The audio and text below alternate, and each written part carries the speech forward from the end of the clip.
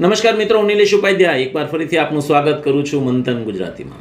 મિત્રો, જેમ કે મેં કીધું હતું, અમારો પ્રયત્ન રહેશે કે અલગ અલગ શારીરિક રોગોની જાણકારી અને બચાવવા માટે આપણે શું કરી શકીએ એ બાબતમાં આપણે એના પ્રસિદ્ધ ડૉક્ટરોની મુલાકાત લઈશું। મેં કીધું એમ કે યુટ્યુબ ઉપર આના ઘણા બધા આપણને ઇલાજ મળી જાય છે, પણ એ બધા સંભવતા બધા ડૉક્ટરો નથી હોતા, ક્યારેક ઊંટ વૈદ્યો જેવું પણ થઈ જાય છે।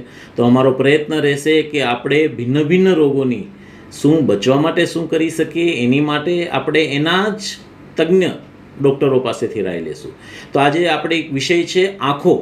આપણું શરીરનું સૌથી બહુમૂલ્ય અંગ છે આંખો, નાજુક પણ છે, બહુમૂલ્ય પણ છે। તો એની જાળવણી માટે આપણે શું શું કરી શકીએ, કારણ કે આજે આપણે બધા ડિજિટલ યુગમાં જીવીએ છીએ, જ્યાં આપણે કોમ્પ્યુટર, મોબાઈલ આથી આઘા નથી રહી શકતા, આપણા કાર્યનો એક હિસ્સો બની ગયા છે। તો એ સમયે આપણે આંખોની બીમારીઓથી બચવા માટે શું કરી શકીએ, તો આપણે આજે મુલાકાત લેવાના છીએ વાશીની પ્રસિદ્ધ શ્રી રામકૃષ્ણ નેત્રાલય હોસ્પિટલના પ્રસિદ્ધ ડૉક્ટર શ્રી વિજય શેટ્ટીજી અને શ્રી ચેતન રાઠોડજીની।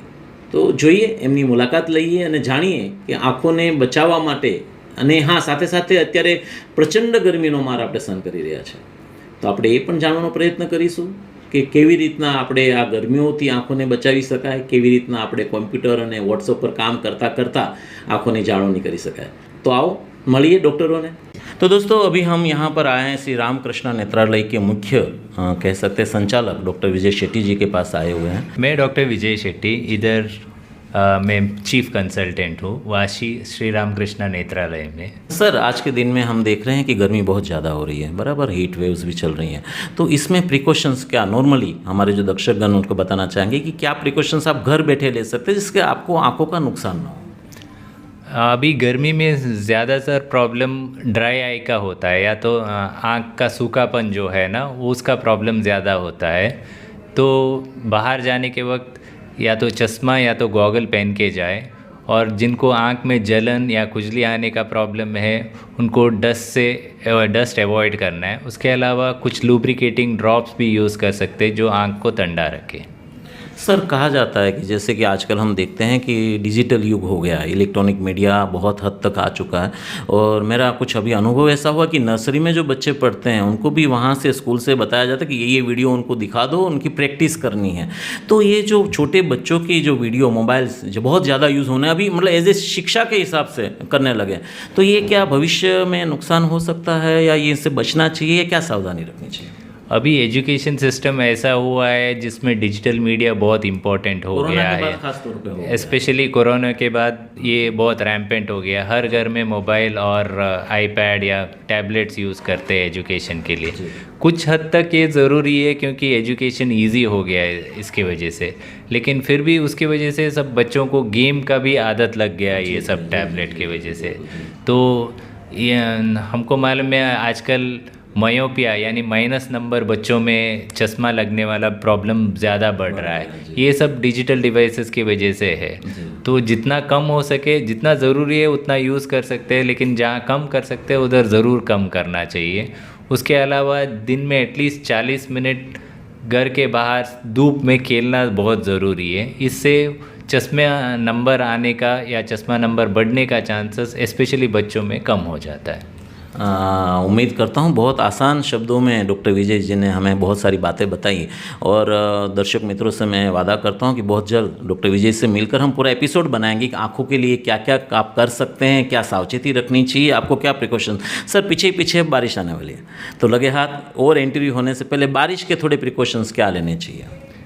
बारिश में ज़्यादातर कुछ इन्फेक्शंस ज़्यादा कॉमन हो जाते हैं, जैसे कंजक्टिवाइटिस जो आँख आना बोलते हैं। तो ये बेसिकली जिसको बुखार या आँख आए हुए उनसे हाथ ना मिलाए, और जब जितना हो सके उतना सावधानी ले, इन्फेक्शन स्प्रेड नहीं करने के लिए गंदे पानी से बच जाइए।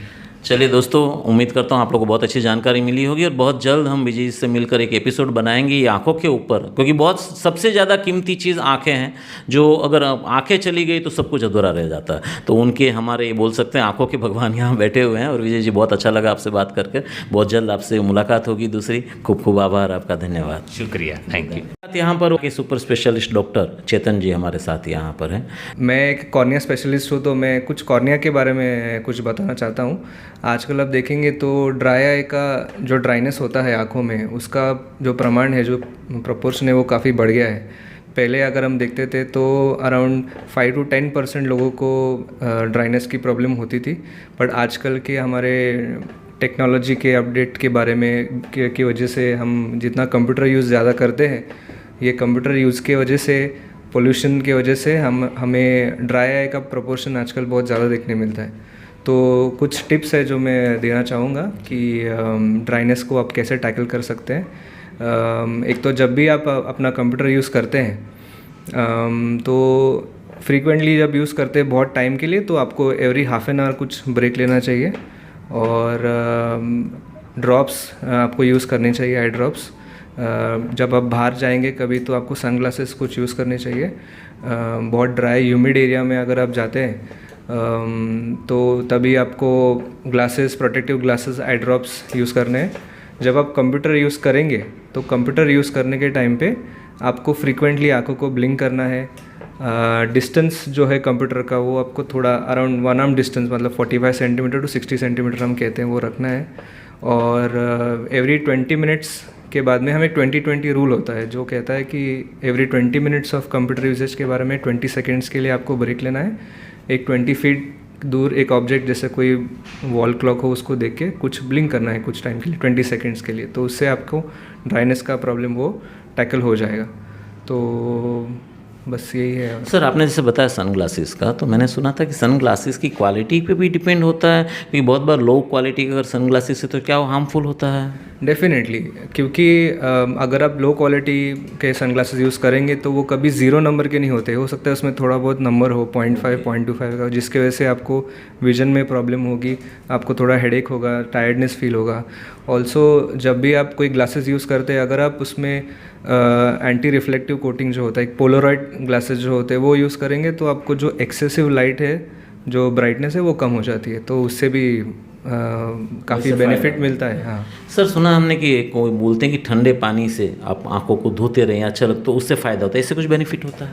ज़रूर, ठंडे पानी से आप धो सकते हैं, आप बर्फ़ से भी शेक सकते हैं आंखों के ऊपर, बट जस्ट मेक श्योर कि जो पानी आप यूज़ कर रहे हो वो अच्छे क्वालिटी का हो, मतलब उसमें गंदगी ना हो। उसमें गंदगी ना हो, नहीं तो फिर उसमें भी काफ़ी बैक्टीरिया, फंगसेस होते हैं, जिससे आपको आंखों का इन्फेक्शन हो सकता है, कंजंक्टिवाइटिस हो सकता है, तो वो आपको अवॉइड करना चाहिए। तो આજનો એપિસોડ આપને કેવો લાગ્યો? કોમેન્ટ બોક્સમાં આપને કોમેન્ટ જરૂર લખજો, જેથી કરીને અમારો ઉત્સાહ વધે, અમને કંઈક વધારે સારું આપવાનો પ્રયત્ન કરીએ। અને મિત્રો, મળીએ નવા એપિસોડમાં કોઈ નવી જાણકારી સાથે। ત્યાં સુધી હું નિલેશ ઉપાધ્યાય આપની રજા લઉં છું। આપના પૂરા પરિવારનું ધ્યાન રાખજો અને જતાં જતાં મમળાવીએ એક સુવિચાર। ધન્યવાદ।